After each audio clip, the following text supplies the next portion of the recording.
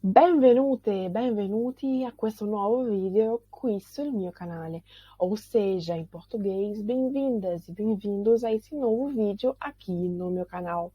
Hoje, nesse vídeo, você vai aprender a usar da forma correta a preposição simples do italiano per, que significa, dependendo da situação, do contexto da frase, ou por, ou para, né?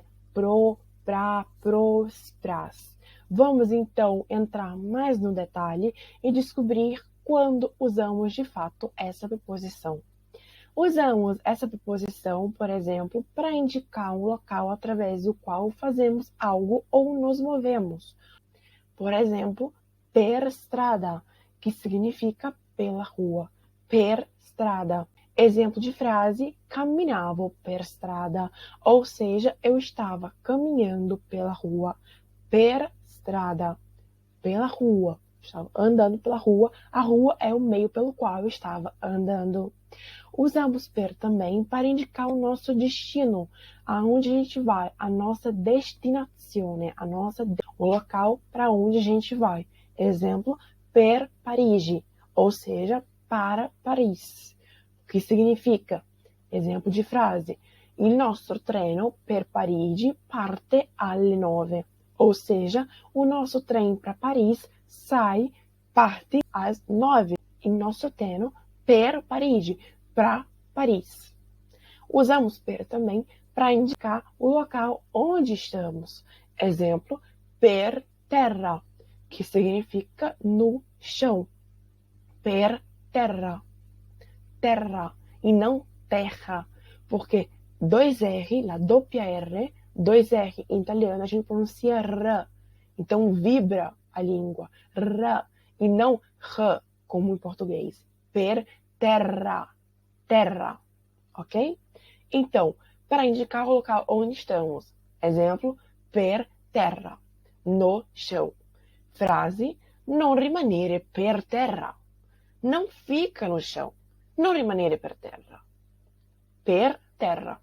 Usamos per também para indicar uma pessoa, uma coisa ou um local através do qual acontece algo. Exemplo, per posta, pelo correio. Frase, il tuo documento arriverà per posta, ou seja, o teu documento chegará pelo correio. Per posta, através do correio, através da posta. Per posta. Para indicar uma causa também, usamos per. Per il freddo, pelo frio, por causa do frio. Exemplo de frase, le mie labbra tremavano per il freddo.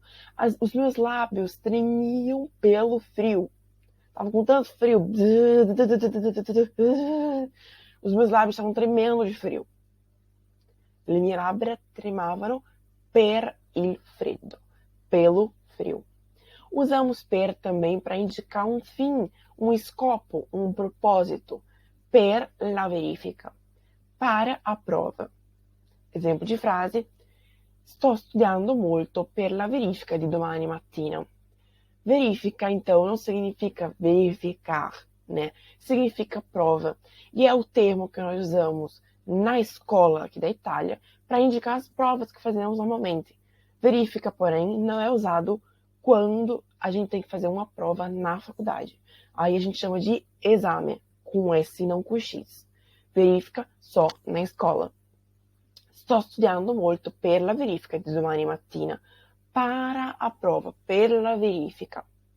Ou seja, podemos usar per mais um nome para introduzir um fim, um escopo, um objetivo. Porém, também podemos utilizar per, nesse caso, porém, com um verbo, também para introduzir um escopo, um propósito, um intuito. Exemplo, per conoscere l'Italia, para conhecer a Itália. Exemplo de frase, studio l'italiano per conoscere l'Italia. Estudo o italiano para conhecer a Itália. Para conhecer a Itália. Esse é o meu objetivo. Eu quero conhecer a Itália. E para isso eu estudo italiano. Introduzo, então, per conoscere l'Italia. Per conoscere l'Italia, io studio l'italiano. per.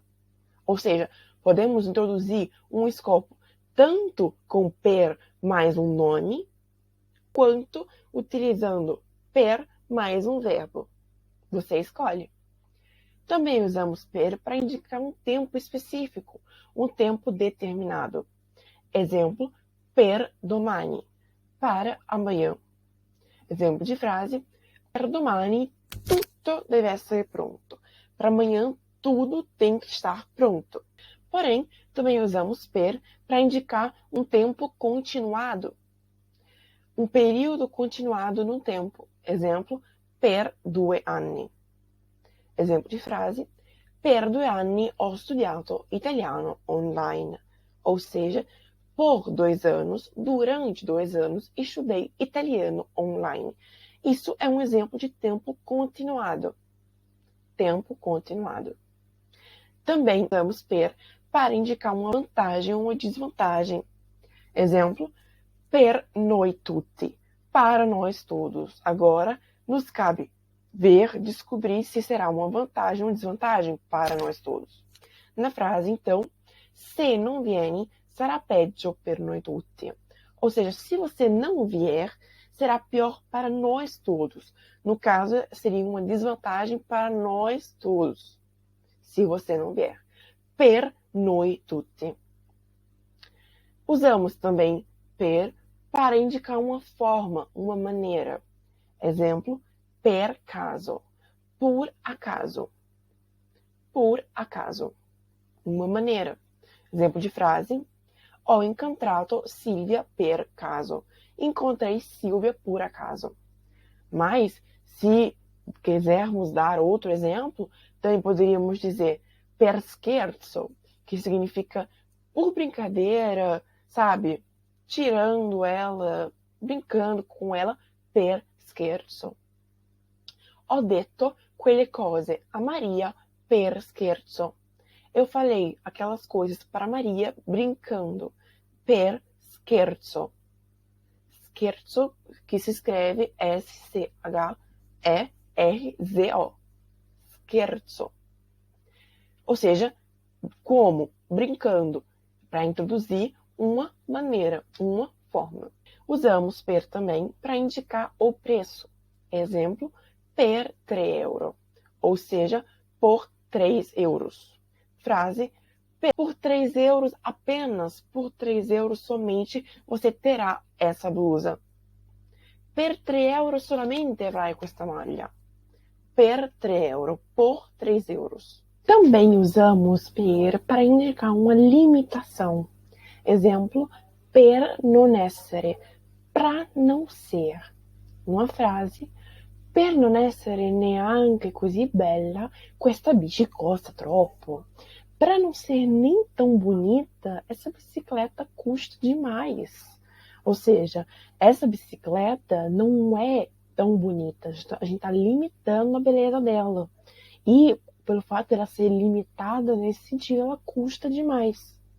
Dessa forma, usamos per para indicar e para introduzir uma limitação. Também usamos per para indicar uma distribuição. Exemplo, per gruppi. Em grupos, por grupos. Numa frase, ho diviso gli alunni per gruppi. Eu dividi os alunos por grupos, em grupos. Distribuí os alunos, então, em vários grupos.